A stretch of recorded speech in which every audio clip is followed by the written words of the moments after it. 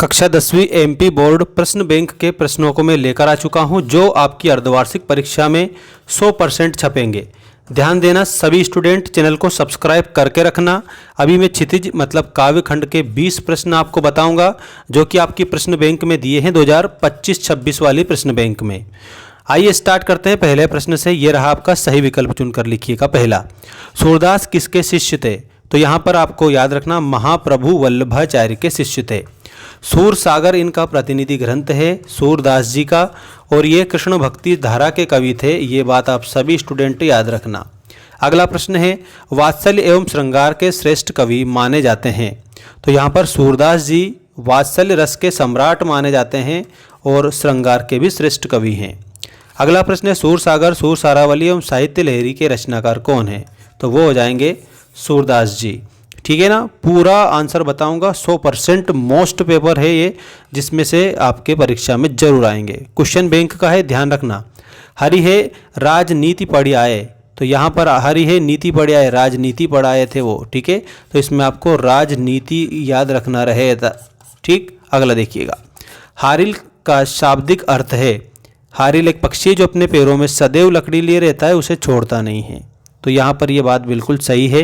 हारिल यहाँ पर एक क्या है? पक्षी है। तो जो क्या लिए फिरता है? लकड़ी लिए फिरता है। इसी तरीके से जो गोपियाँ हैं ना, वो भी भगवान कृष्ण को अपने मन मंदिर में बसा रखा है, वो उन्हें छोड़ना नहीं चाहती है। अगला प्रश्न है, रामचरितमानस की रचना की गई है।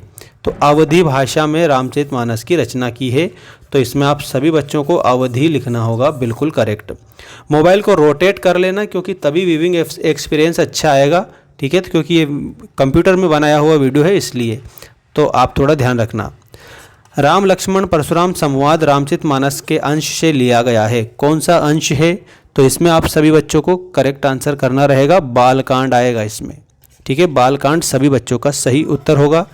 आप सभी बच्चों के लिए मोस्ट नोट्स जो है अगर आपको चाहिए तो आप हमारे ऐप को डाउनलोड कर लो। ऐप पर मैंने नोट्स दे रखे हैं। ऐप की लिंक डिस्क्रिप्शन में डाल रखी है और टेलीग्राम की लिंक भी डाल रखी है। इंस्टाग्राम की लिंक भी डाल दी है, तो इंस्टा को भी आप फॉलो कर लेना, वहाँ पर भी अपडेट मैं देता रहूँगा।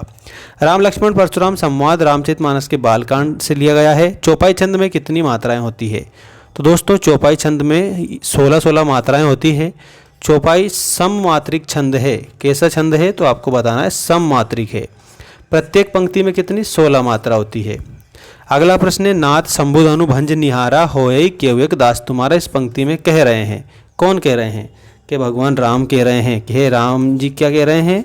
कि शिव जी के धनुष को तोड़ने वाला आपका ही कोई दास होगा। ये किससे कह रहे थे? परशुराम जी से कह रहे थे। इसके बाद गाधी सुनु का शाब्दिक अर्थ क्या है? यहाँ पर गाधी सुनु आपके सामने लिखा है ना, इसका शाब्दिक अर्थ आप लोगों को बताना है। गाधी के पुत्र यानी कि विश्वामित्र। ठीक है, ये आपको आंसर करना रहेगा। देव प्रमुख कवि है। यहाँ पर देव रीतिकाल के कवि हैं। रीतिकाल के कवि हैं। रीतिकाल को श्रृंगार काल के नाम से जाना जाता है। ठीक है, ये ध्यान रखना क्योंकि इसमें श्रृंगार रस की प्रधानता थी। श्रृंगार रस की प्रधानता होने के कारण श्रृंगार काल उसे कहा जाता है।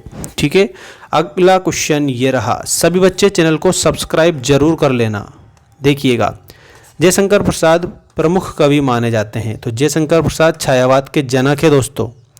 अगला प्रश्न है, आत्मकथ्य 1932 में किस पत्रिका में प्रकाशित हुआ? हंस नामक पत्रिका में प्रकाशित हुआ था। तो इसमें हंस लिख देना आप सभी बच्चे। अनामिका, परिमल गीतिका एवं कुकुरमुत्ता के रचनाकार कौन हैं? देखो, परिमल गीतिका, अनामिका, तुलसीदास, कुकुरमुत्ता, बेला अणिमा, नए पत्ते, ये सारी रचनाएं सूर्यकांत त्रिपाठी निराला जी की रचनाएं हैं और निराला छायावाद के आधार स्तंभ कवियों में गिने जाते हैं।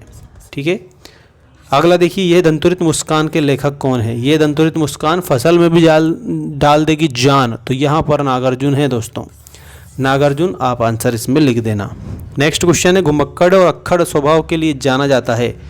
तो यहाँ पर कवि आप सभी स्टूडेंट को लिखना रहेगा। नागार्जुन कवि ढाने जाते हैं। नागार्जुन आंसर हो जाएगा सभी बच्चों का। ओके, अभी हम नेक्स्ट क्वेश्चन बता रहे हैं, वो है यामिनी शब्द का शाब्दिक अर्थ क्या है? तो यामिनी के आगे आप लोगों को लिखना है तारों भरी चांदनी रात को यामिनी बोला गया है। कितना प्रामाणिक था उसका, तो उसका के आगे आपको क्या लिखना है, उसका दुख, यहाँ पर आपको लिखना है दुख। संगीतकार की आवाज़ सुनाई पड़ती है, कब सुनाई पड़ती है संगीतकार की आवाज़, तो दोस्तों इसमें आपको लिखना है मनोरम, कमज़ोर तथा कांपती हुई सुनाई पड़ती है। ठीक है। और एक और बात मैं बता देता हूँ, भक्ति काल दोस्तों, भक्ति काल को हिंदी साहित्य का क्या कहा जाता है, तो आपको बताना है स्वर्ण काल कहा जाता है, स्वर्ण काल। ऐसे आप इसमें आंसर कर देंगे। बाकी और भी क्वेश्चन बैंक के टेस्ट पेपर आप लोगों को ऐप पर मिल जाएंगे, टेलीग्राम की लिंक भी दे रखी है। ऐप पर अगर आप मेंबरशिप परचेस करते हैं तो 499 में आपके 6 सब्जेक्ट के नोट्स मिल जाएंगे धमाकेदार, जिसमें से आप लोग 100% पास हो जाओगे अगर आपने पढ़ाई की है तो।